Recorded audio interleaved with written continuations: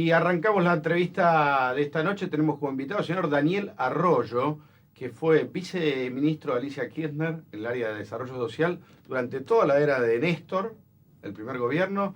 Pasó a la provincia con Daniel Scioli, donde fue ministro de Desarrollo Social, nada más y nada menos en la provincia.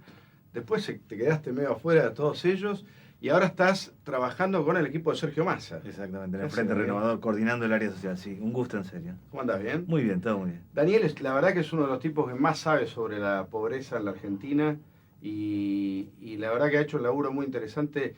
Sobre todo lo que más se ha rescatado últimamente tuyo es, fuiste uno de los primeros que hablaste de los niní, o por lo menos que hiciste mucho empeño en hablar de los niní, los que ni estudian ni no trabajan, los jóvenes de entre 18 y 24 años, que son un gran problema en la Argentina.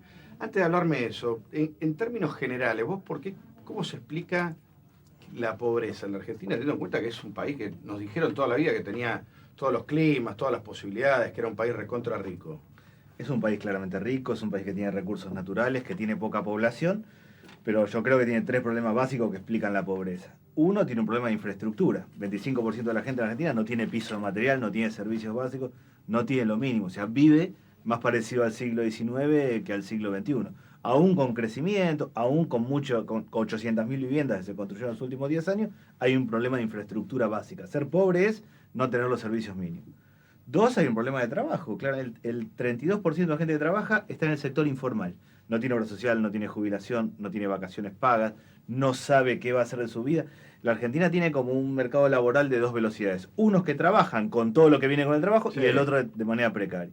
Y tercero, tiene 1,5 millones de jóvenes que no tienen ni trabajan. El tercer problema es que los jóvenes no han entrado al mercado laboral, no están logrando entrar al mercado laboral. ¿1,5 millones? 1,5 millones. Yo creo que ahí están los tres problemas centrales de Argentina. El más grave es el de los jóvenes, pero lo que explica la pobreza es problemas de vivienda, problemas de trabajo y jóvenes que no logran entrar. Ahora, vos mirás las estadísticas duras, por ahí después son tramposas, estamos acostumbrados al INDEC, hemos perdido seriedad en eso. Pero cuando empieza la democracia en el 83 había menos pobres que ahora. Sí. ¿Qué pasó ahí? Nosotros tenemos un ciclo de la década del 80. La década del 80 la economía crece cero, reconstruimos la democracia, pero crece cero, arranca con un nivel de pobreza debajo del 10% y termina con el 14-15%. La primera mitad de la década del 90 se da un fenómeno raro en la Argentina, que crece la economía al 8% anual, sí, y crece la pobreza. Por primera vez, el crecimiento de la economía no mejora la situación social, sino que la empeora. La famosa pizza con champán. Exactamente, y esa pizza con champán termina en el 2001 con 57% de pobreza y 28% de desocupación. Hubo una catástrofe social en los 90.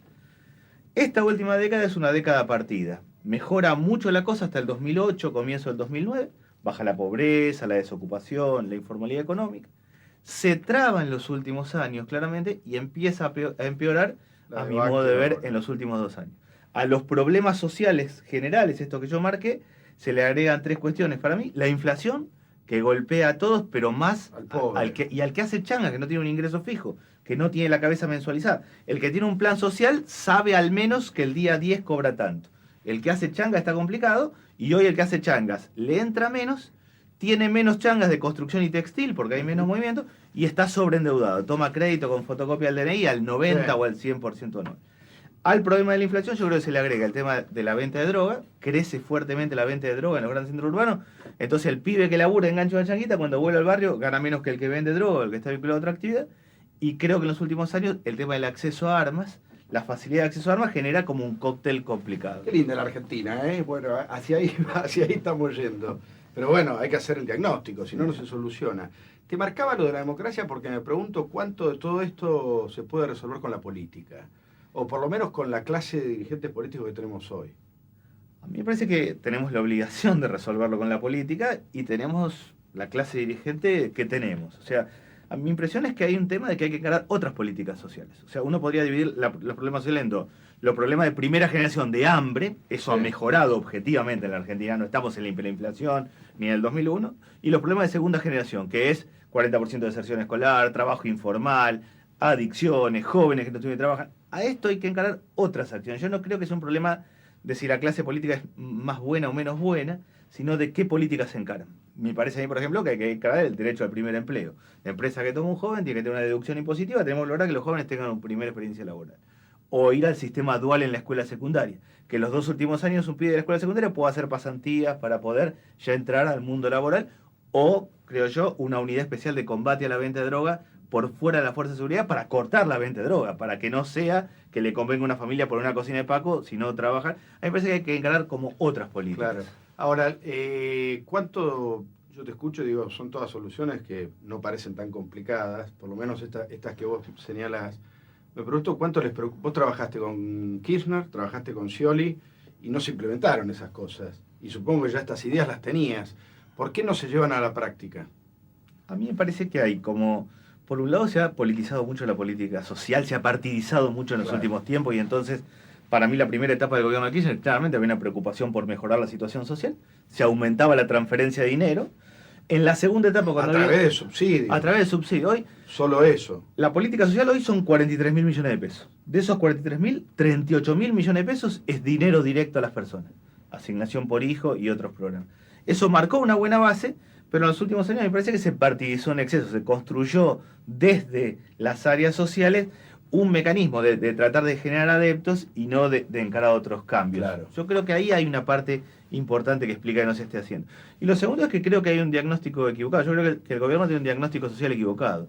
No porque no hayamos mejorado el 2003, que es evidente, sino porque no está viendo que estos nuevos problemas requieren de otras políticas. Pero a los políticos, ¿vos de qué palo venís? Yo vengo del peronismo, pero por una cuestión casi, nací en calle de tierra. La calle con piso de material empezaba del otro lado y lo que estábamos de un lado éramos de uno y del otro, casi por una cuestión de clase. Por folclore, exactamente.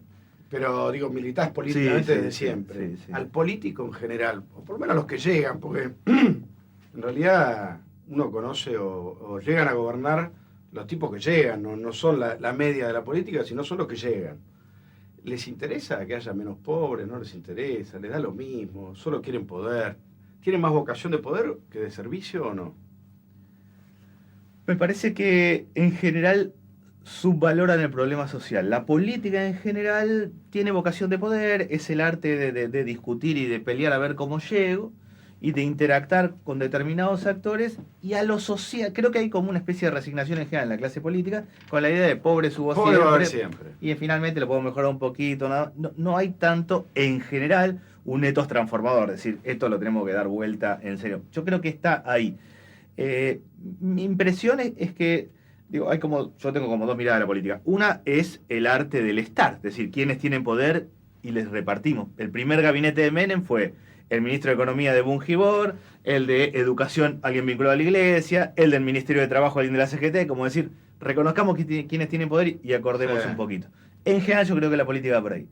La otra mirada de la política es el arte de transformar, de ir y dar vuelta.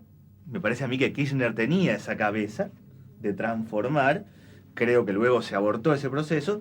Me parece que